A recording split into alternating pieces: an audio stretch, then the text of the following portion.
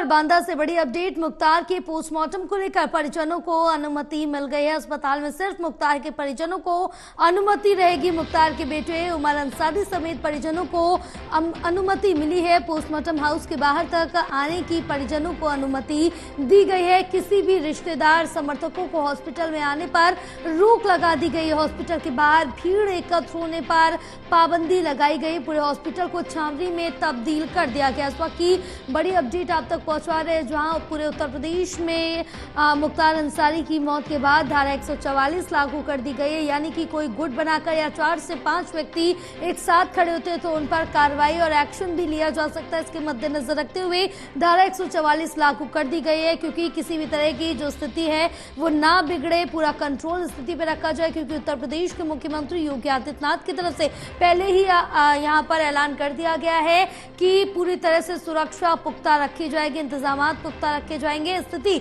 नहीं बिगड़नी चाहिए। फिलहाल और ज्यादा जानकारी लेंगे, हमारे साथ हमारे सहयोगी आकाश जुड़े हुए हैं। आकाश, क्या अपडेट मिल पा रही है? क्योंकि बताया जा रहा है मुख्तार अंसारी का जो पोस्टमार्टम है उसको लेकर सिर्फ परिजनों को अनुमति मिली है, यानी कि उनके घर के लोग ही जा सकते हैं, ना ही कोई रिश्तेदार ना कोई दोस्त अस्पताल के आसपास मौजूद रह सकता है, क्योंकि अस्पताल के पास भीड़ लगाने के लिए बिल्कुल मनाही है।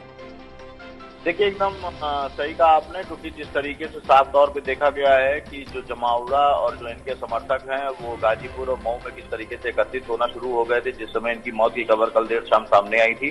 पुलिस ने एहतियात के तौर पे पूरे उत्तर प्रदेश में धारा 144 लगा दी गई है और कहीं न कहीं ये भी कहा गया है कि जो भी भीड़ वाले इलाके हैं वहाँ पे भीड़ ना लगने दी जाए, 4 लोगों से ज्यादा लोग खड़े ना होने दिया जाए। तो मतलब साफ है कि पूरी तरीके से उत्तर प्रदेश में जो है सुरक्षा व्यवस्था के चाक चौबंद इंतजाम किए गए हैं और ये व्यवस्थाओं को सुचारू रूप से चलने दिया जाएगा। और इस समय अगर बात करें तो मुख्तार अंसारी का पीएम चल रहा है। परिवार के जो इनके जो भाई हैं, इनके जो परिवार के जो करीबी लोग हैं, केवल उन्हीं को जाने को दिया गया है, ना ही रिश्तेदार ना ही कोई समर्थक, किसी को भी अंदर नहीं जाने दिया गया है। पोस्टमार्टम हाउस के बाद केवल वही लोग खड़े हैं जो इनके बहुत ही अभिन्न और जो इनके ब्लड रिलेशन के लोग हैं। जी बिल्कुल आकाश, क्योंकि यहाँ पर पूरी तरह से जो स्थिति है वो मजबूत रखी जा रही है। अस्पताल के आसपास अस्पताल में पूरा छावनी में तब्दील कर दिया गया है, यानी कि एक परिंदा भी बाहर से पर नहीं मार सकता है। और इसके साथ ही अगर यहाँ पर ये जानेंगे कि पोस्टमार्टम कब तक कंप्लीट हो जाएगा और अंतिम संस्कार कब और कहाँ किया जाना है? जो खास तौर पे अगर बात करें तो 5 डॉक्टरों का पैनल इनका पीएम कर रहा है और कई दिन उसके बाद परिवार के साथ कुछ फोर्स बकायदे जाएगी जो है गाजीपुर जो है जहाँ पे इनको खुद खास किया जाएगा कब्रिस्तान में। वहाँ पे कब्रिस्तान में जो है एसपी ओमवीर सिंह और जो वहाँ की आईजी हैं वो मौका मुआयना कर चुके हैं। वहाँ पे सारी तैयारी करके रखे हुए हैं। 26 गाड़ियों के काफिले के साथ भारी सुरक्षा व्यवस्था के बीच में मुख्तार अंसारी से सबको लेकर के जाया जाएगा जो है गाजीपुर, जो कि कहीं ना कहीं मतलब एक भारी फोर्स होगी सुरक्षा व्यवस्था के दृष्टिकोण से। और जिस समय सुबुर्दे खाक होगा उस समय पुलिस की ही मौजूदगी में इनको सुबुर्दे खाक किया जाएगा और किसी भी तरीके की गैसिंग वहाँ ना हो। खासतौर जो विशेष तौर पर ध्यान देने वाली बात होगी उसके लिए वहाँ पे LIU और सादी वर्दी में फोर्स भी लगाई गई है गाजीपुर में। लेकिन एक देखा जाए तो इसमें बाहरों प्रचारों का दौर है वो बढ़ता जा रहा है। राजनीतिक पार्टियों की तरफ से स्कोप लगाए जा रहे हैं। आमतौर पे जिस तरीके से मुख्तार अंसारी के बड़े जो अफजाल अंसारी है गाजीपुर के सांसद है और इस समय समाजवादी पार्टी के वो प्रत्याशी हैं, उनकी तरफ से भी आरोप लगाए गए थे। इनके बेटे की तरफ से आरोप लगाया गया था। खुद मुख्तार अंसारी की तरफ से 21 मार्च को कोर्ट में शिकायत की गई थी कि मारने की साजिश की जा रही है।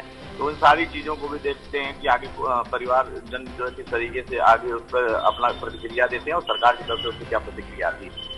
बिल्कुल, आप देखना होगा कि क्या कुछ सामने आता है, क्योंकि अब से कुछ ही देर में पोस्टमार्टम भी हो जाएगा। और साथ ही साथ यहाँ पर अगर बात की जाए तो धारा 144 भी उत्तर प्रदेश में लागू कर दी गई है, यानी कि यहाँ पर कोई भी एकजुट बनाकर या 4 से 5 व्यक्ति एक साथ खड़े नहीं हो सकते। सुरक्षा के मद्देनजर रखते हुए ये पुलिस प्रशासन की तरफ से कदम उठाए जा रहे हैं। और उत्तर प्रदेश के मुख्यमंत्री योगी आदित्यनाथ ने पहले ही साफ कर दिया है कि लॉ एंड ऑर्डर बिल्कुल भी बिगड़ना नहीं चाहिए, जो स्थिति है वो सामान्य बनी रहनी चाहिए। इसको लेकर आदेश जारी कर दिए गए।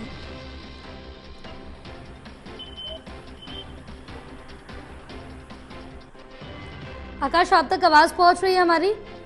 जी बिल्कुल। बिल्कुल आकाश, क्योंकि उत्तर प्रदेश के मुख्यमंत्री योगी आदित्यनाथ की तरफ से पहले ही साफ कर दिया गया है जो स्थिति है वो बिल्कुल भी नहीं बिगड़नी चाहिए। धारा 144 पहले से ही यहाँ पे लागू कर दी गई है, कल रात से ही धारा 144 लागू की गई, यानी कि व्यवस्थाएं पुख्ता रखी गई हैं और लॉ एंड ऑर्डर पूरी तरह से बरकरार रखने की बात कही है।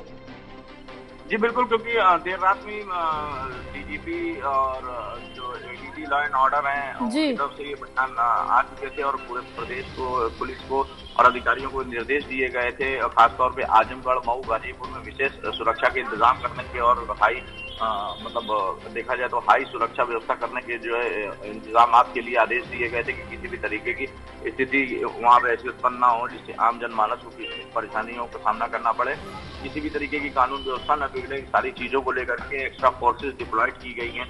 रमजान का महीना चल रहा है, किसी भी तरीके की और भी कोई चीजें या हरकतें खासतौर सोशल मीडिया पे इस तरीके की अफवाहों पर भी विशेष ध्यान दिया जाए जो कि खास तौर पे जो है एक कानून व्यवस्था को बिगाड़ सकते हैं। तो सारी चीजों को लेकर के प्रदेश सरकार की तरफ से पूरी तैयारी है और उन्होंने पूरी तरीके से फोर्स डिप्लॉयड कर रखी है और सुपुर्दे खाक के बाद में जो है अपने आप धीरे धीरे मामला थोड़ा शांत होता दिखाई देगा।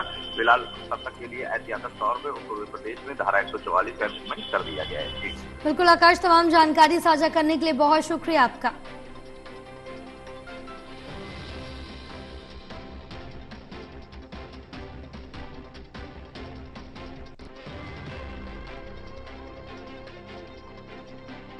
उनका इंतकाल हो गया है, उनकी मौत हो गई है, उसे यहाँ के लोग जो सुने हैं अबाक रह गए हैं। इसे विश्वास नहीं हो रहा था कि लगा पहले झूठी खबर है, लेकिन बाद में पता चला कि नहीं सही खबर है।